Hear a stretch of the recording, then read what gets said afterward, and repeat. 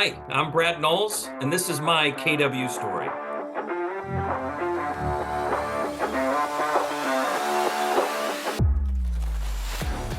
Good afternoon, everybody, and thank you for joining us for today's My KW story. We've got Brad Knowles, team leader extraordinaire, here today, and we're going to hear all about Brad's 20-year journey with Keller Williams and where he's at today. So, Brad, thank you so much for your time today. We greatly appreciate you taking this out of your Thank very busy you. Thank schedule you. Yeah, to tell us about you. So, Brad, you've been with Keller Williams, I said 20 years, which is not a short almost. time. Yeah, like that is not a short amount of time. No. So that was 2004 when you joined Keller Williams. Give us the background. How'd you end up here? What did that look like? Yeah, my wife actually got licensed in real estate before I did, and she happened to land at Keller Williams. She interviewed a couple of other companies, but the kind of initial impression that she got from Keller Williams, she felt like if she brought a customer there, that they would feel comfortable. You know, it was the right amount of professionalism, that kind of stuff. But she also quickly realized through Keller Williams training that she did not want to be a real estate agent. So she came home one day having made that decision, and through the tears shared with me that she thought I would be good at it. And of course, she was right. And I quickly got licensed and joined Keller Williams as well. And we became a husband and wife team. And I was kind of the front facing, and she became what I later learned was a director of operations role. And we did that for about 4.5, 5 years before I moved on to the next stuff. So yeah. So you didn't actually set out to get into real estate, and you No, ended up here no. very haphazardly. Yeah, I was going to be the general contractor. She was going to be the realtor, and we had a family member that was going to be the bank, and we were going to be flipping houses. So I literally was, I was taking my real estate class covered in sawdust with a tape measure on my hip. So yeah, not what I expected. If 2004 you could see you now, That's right? right. That's right. Yeah. So you guys built the team for 4 or 5 years at that Yeah. point. Yet in 2009, you kind of took a different role and things Mhm. changed for you. Tell us what happened there. Yeah, about the year earlier, the office I was in had approached me about whether I'd considered the team leader opportunity. And I hadn't really considered it. And I went through the interviewing process and they hired somebody else. But in that process, they planted a seed of the more I thought about it, the more I thought about that role, the more I thought about what I'd done previous to real estate had always been leadership roles. And it just clicked. I was like, yep, that's what I'm supposed to be doing. I love this industry and I'm really passionate about leadership and working with people. And so, yeah, I very quickly started to work with my regional director for leadership opportunities within our region. I have family all through New England. So, kind of anywhere in New England was going to work, and ended up landing a role and started middle of 2009. So 2009, not exactly the easiest time to take a leap into an unknown role that you have zero experience for. Yeah. What about the team leader role? You said like you love people and bringing that information, but what really attracted you to that role? Because that's a huge leap in 2009, right? The Yeah. company was kind of falling apart at that point in time. Oh, State yeah. is not an easy sport, Yeah. especially leadership in real estate. So why did that attract you and speak to you so much? Yeah. I think it's leadership, I think, can be a little bit of a bug. I think some people, they get bit by that bug. They get, they kind of get almost addicted to the the selfish benefits of helping other people. you know you see the change that you can make in other people's lives. You see the impact that it can have when you really help a person go from 10 deals a year to 30 deals a year, or you help somebody go from being a solo agent to having a small team. You help people with those breakthroughs, and you see the ripple effects of it, and then it's just this you know, continuous loop of wanting to do that more and more and help more and more people. And I had done that in a previous career. I was in technical theater production before, and I'd run crews of people and all sorts of aspects of the entertainment industry. And so the leadership thing had been there, but I hadn't really used it much in our sales part of real estate. Not that it doesn't show up, it absolutely does. But again, we were a husband and wife team. So that dynamic wasn't really there for me in real estate. And that role, it just felt right. It just felt like, yep, this is what I'm wired for. I'm better wired for this than what I've been doing. And so this is the right direction. Yeah, I mean, the pay cut from what I'd earned my last year selling to my first year in TL was I think a 50% pay cut. And I had to move. Oh, Yeah. Yeah. so you took a pay cut, you yeah. had to move. Yeah. It was the worst real estate market we've seen in Ever. our history, right? Yep. And yet you were excited to go do it because of the opportunity that provided Yeah. challenges. Was right. away from my family for months. But again, I think you find the right thing and you go, this is worth the near-term sacrifice. It's worth the near-term sacrifice for the long term. When we were doing our pre-interview, you mentioned on there, you said, this was 2009. I was very much the wartime CEO at this point. Yeah. Tell us what those first couple of years as the team leader there looked like in the real estate crash, the Great Recession. Yeah, super, super rough. I mean, I was learning a new geographic area. I had not lived or sold out in western part of Massachusetts. All of my sales were in Maine. So it's learning how real estate is done there, which was actually quite different. Literally learning the towns, learning the area, learning the agents, learning the influencers. It was a massive learning curve. And I think that's the other thing that I realized coming into the real estate industry is I really like learning. I really enjoy learning, and I'm also a little bit lazy. So I have to force myself into these positions where I have to learn. I have to learn, right? And getting into real estate, if you're going to survive, you have to, right? Getting into the team leader role, especially in a new area, you're going to have to just get, you're going to have to get on that treadmill and you're going to have to learn and learn fast. And that economy that we were in at the time also forced that. So the combination of all of those things were a big part of it. And it was literally about, can we be profitable this month? How about that? How about we be profitable this month? It was small wins. Which was not what right? a lot of the small offices were used to. Monumental at that point. Yeah. And we were able to do that. We grew the office. We ended up growing our profitability eventually. And yeah, it was a great test, not unlike the tests that a lot of leaders went through in the pandemic. Those first 90 days coming out of the pandemic, if you were in leadership, you got tested, and that was similar. It was a good test.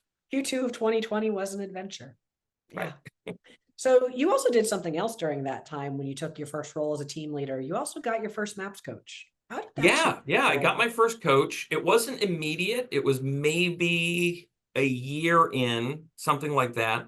Got connected to Rich Rector, and honestly, you and I are only talking today because of him. Because I would have fired me hands down before I got in with Rich, because everything I was doing in the role, though I had leadership experience, was entrepreneurial. It really was. And Rich really showed me how to be purposeful when it came to attracting people, recruiting people, and some of the, the things that I could do helping the agents in our office. So that was the first real professional coaching relationship I had, and still dear friends with him, and absolutely just changed the trajectory, changed it completely. So you were able to, in the recession, succeed in this role, right? Yep. As a team leader role you'd never been in, you got your first coach, you succeed, you're there 3 years. Where's your next? Yeah, we had brought in a great additional guy in leadership who's actually the team leader still there today out in that same office, a great Charlie Ryder, shout out. And so there was an opportunity to become the team leader in Hartford, Connecticut, which was nice because I didn't have to move, right? They were close enough that I could commute to it. And it just seemed like the right next step at the time. And I went to that office. I think we had 113 people the day I went there. And I think when I left, it was in the 250, 275, had gone from not really being profitable. They had a hard time weathering the storm, like many offices. But the OP and I really had a great partnership there. And we were really able to turn that around, grow it, added 2 locations. So it was a really finding your feet and beginning to thrive in the role, and that was that time. You said something interesting about both of these roles that you took here. The first role, it was wartime CEO, right? Mhm. You are trying to keep your head above water. You're treading. You're working on, can we just make profit this month, right? Like we're trying to survive in the worst economic downturn that most of us have seen in our lives. And in your next role, it is we're not just trying to keep above water, but we're turning the corner on here, right? We're taking that freight train and we're turning it, moving it into productivity, profitability, and making it Yep. great. I want everyone to hear that is opportunity is often disguised in dirty overalls as work. There's no one's Big coming time. no one's coming to us and saying, Yep. hey, I've got this amazingly profitable market center Right. that is just kicking butt and it's doing great. And this is going to be your first chance as a team Mhm. leader, right? Like you really earn when those come around. There is a small handful of people who have earned the right to be getting those positions. Yeah. And most of the good first opportunities are going to come in mud covered overalls looking like work. Mhm. Yeah, no, and I mean, I think it's not that much different for an agent coming into the business. It can often look easy from the outside, and then you get in here and you realize, oh, there's a lot of work that needs to happen. I think one of the blessings for me is so many of my early jobs were a combination of leadership, but also very physical work. So anytime I have shown up to an office to work, it has never felt like work. Because like my back doesn't hurt at the end of the day. Like I'm not bleeding, like there's all of those very simple things. Small So perks, just small perks, no yeah, blood yeah, loss yeah, the before small the perks of job the job. starts. So, the worst day in the TL role is better than, any day I was swinging a hammer. So yeah, it very much is work like. And then, but bringing in people who have lived before you to help so that you don't have to relive every possible mistake. And instead, you can learn from other people's mistakes and just get there a little quicker. That was huge. That was huge. So the coaches, the people, yeah, all of it. Now, you had Rich Rector as a coach. You Yeah. also had Mark King as a Yeah. coach. He was my And second MAPS coach. Yep. yeah, and when you started in Hartford, Mark King had kind of planted a little seed for you Yeah. that inevitably led you to become a MAPS coach in 2013. What did you learn as your time Yeah. in a MAPS coach? Well, he really, there was a couple of things. One of them just remembering is he said it's not enough just to kind of check boxes in terms of the role that you're in. There's an aspect of needing to, you've got to create a story. You've got to create a story about what you're doing, what you're building, because there's an additional traction value to that. And our goal that year had been to hit to gross 100 people. Now I know there's lots of offices that are doing that now, but at the time that was pretty rare air to be grossing 100 people, especially in an office that wasn't 200 people itself. And so we set out to do that, and we did that. And that really started to kind of create this story of the growth of the profitability, the growth of the office, the retention of the office. And that became a launching pad for coaching opportunities within MAPS, training opportunities within Keller Williams University, things like that. So yeah, and I think that's a big thing that most people, I'll retract. It's a big thing that some people miss. The fastest way to your next opportunity is nailing the opportunity you are currently in, right? So often people want to, well, I've been here for 6 minutes, so I want to move to the next. Like, no, no, you've proved nothing. Like, you've proved nothing. It does take time. It takes time to show track record. It's one of the things we teach in success through others. Like, when are you creating those next opportunities? Well, that's after you've been in business with somebody for several years. So, and I've lived that. I've absolutely lived that. And I see it from both sides. And there's a lot of wisdom in it. A lot of wisdom in it. I agree. I think it's so important to see that is it's not a quick journey, right? Right. And it we have to absolutely master the role that we're in, which can sometimes feel boring once we reach that level of mastery to then be primed for the next opportunity because Mhm. luck is just when opportunity and preparation meet each other. Yeah. There is no such thing as luck. It's opportunity and preparation meet each other. Yeah. So let's talk about your next journey where your opportunity and your preparation met. You didn't stay in Hartford forever. You have Yeah. since moved on to what I would call going back home. Yeah. Yeah. Talk to us about your latest move.